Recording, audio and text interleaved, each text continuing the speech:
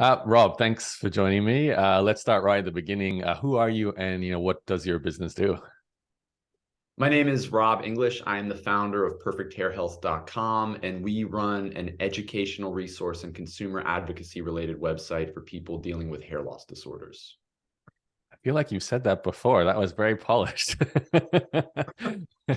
I've done a few podcasts. I've certainly had to say that several times in I different bet. capacities. I bet. That's awesome. So, obviously, we work with you now with Inbox Assistance, but before we worked with you, what was your situation regarding dealing with email or customer support, calendar scheduling, however, we helped you before we worked with you? As the number of people who visit our site grew, so did the number of people emailing me personally. And the original way that I had set up my business was such that I would get all the emails and I'd be the only person who'd be able to knock those down.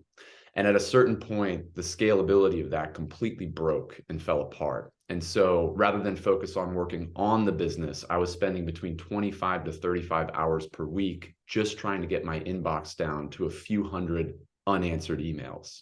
And it became really exhausting and overwhelming for me personally. And so at the very first moment that I was in a financial position to consider hiring anybody to help with the business, it was somebody that needed to be inside my inbox answering questions. So obviously it's a very personal space in your email, in your inbox. When you found us and started working with us, what was the transition like? And of course, what's it like today? Because I think it's been a few years now since we started working with you. So initially, I had a lot of reservations about hiring anybody because with the types of people who email us, with the types of problems that we're trying to work through with them, it's a very personally, emotionally wrought condition that people suffer from.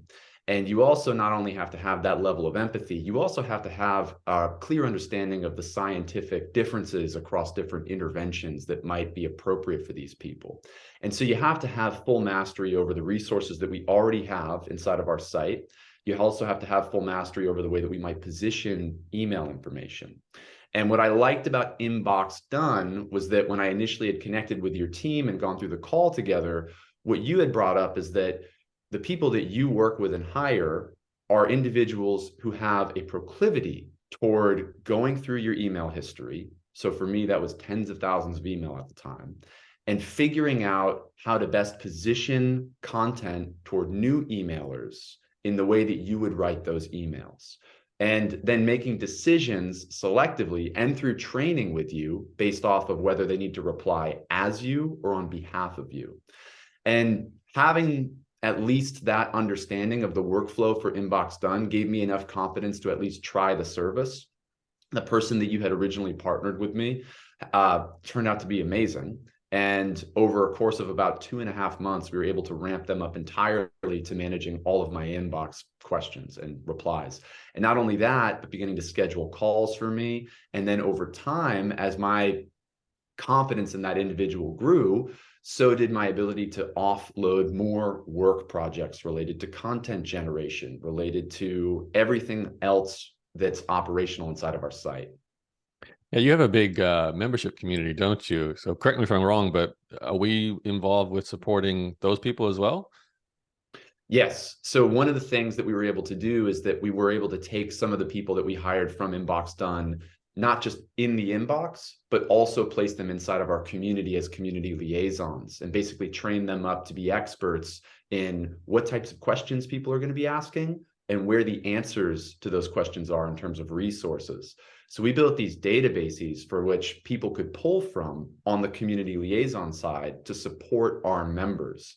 And just having that comfortability and knowing that you have these master task orienters who can take these things and then find the answers and then help support members, that was a lot of hours that were also taken away from me as well, so that I could focus on things related to manuscript writing, related to growing the business, and related to development projects that were really important to me.